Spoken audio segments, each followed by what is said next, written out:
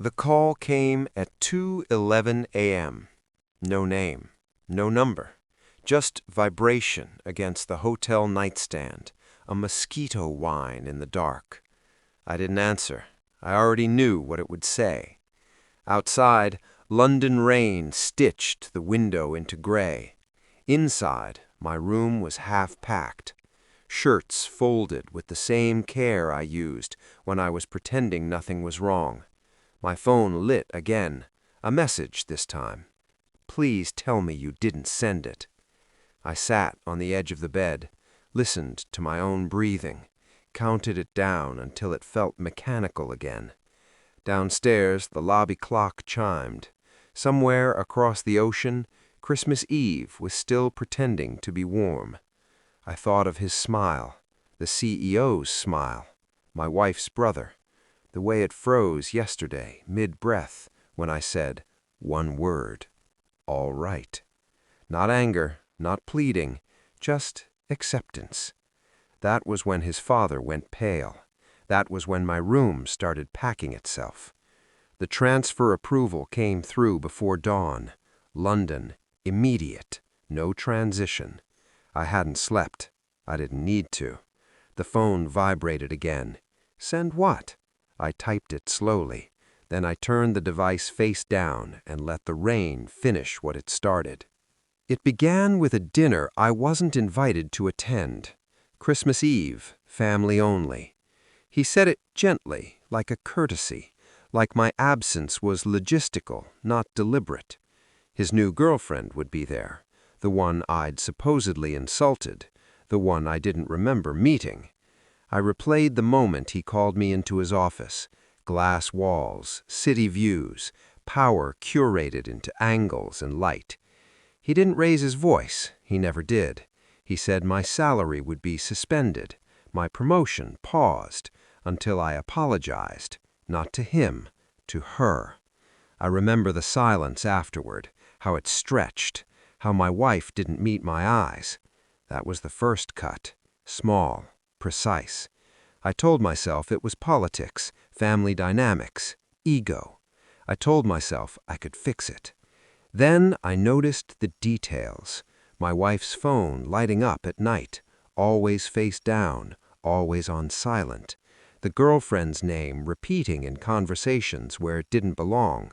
A look passing between them at a company event, too fast, too practiced.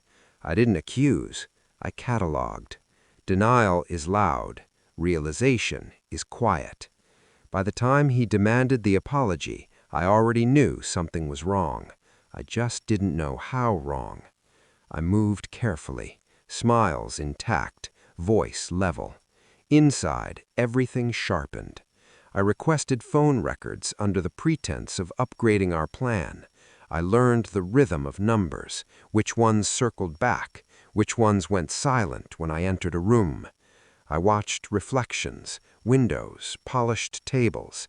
I noticed how my wife flinched when her brother touched her shoulder. I noticed how the girlfriend never looked at him when she laughed.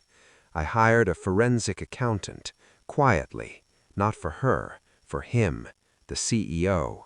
Transactions layered through shell vendors, consulting fees paid to nowhere, a pattern disguised as noise. The girlfriend's apartment lease appeared under a different name, my wife's. The DNA test was almost an afterthought, a precaution, something to either confirm sanity or erase it. I told myself I was being paranoid. I wasn't. Every discovery tightened the air. I slept less, ate mechanically. Externally, I was compliant. Internally, I was building an exit. When he called to suspend my salary, I felt relief. When he demanded the apology, I felt clarity. I said, all right. He mistook it for surrender. That was his last error. The report arrived at 6:03 a.m. PDF. Clean, brutal. Affair confirmed. Duration, 18 months. Financial misconduct, documented, traceable. The child, not his, not mine. I printed everything. I didn't confront my wife. I didn't need to. I slid the folder across the dining table the next morning. She went white before she opened it. I watched her hands shake. I felt nothing. Her brother arrived an hour later, already furious, already rehearsed. I handed him a copy.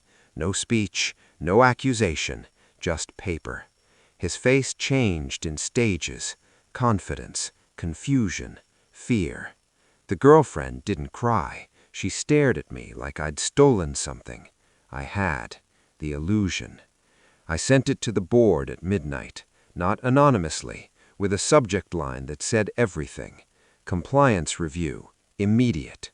I included timestamps, accounts, names. I CC'd his father. I CC'd my wife. I CC'd the legal department in London. The transfer approval wasn't a favor. It was damage control. By morning, his authority was suspended, not mine. When his father called, his voice cracked. "Please tell me you didn't send it." I said nothing. The CEO laughed once, short, disbelieving. Send what? I watched the realization land, slow, devastating. I stood up. I didn't apologize. I didn't explain. I walked out while he was still breathing in. London felt colder than I expected, cleaner. I signed the final paperwork without ceremony, returned my keys, changed my number. I thought about love the way you think about a language you no longer speak, with distance, with accuracy. They will tell the story differently. They always do. I don't correct them. I don't need to. Power doesn't announce itself. It leaves quietly. And when I look back now, I don't feel loss. I feel alignment. The storm passed. I stepped out of it.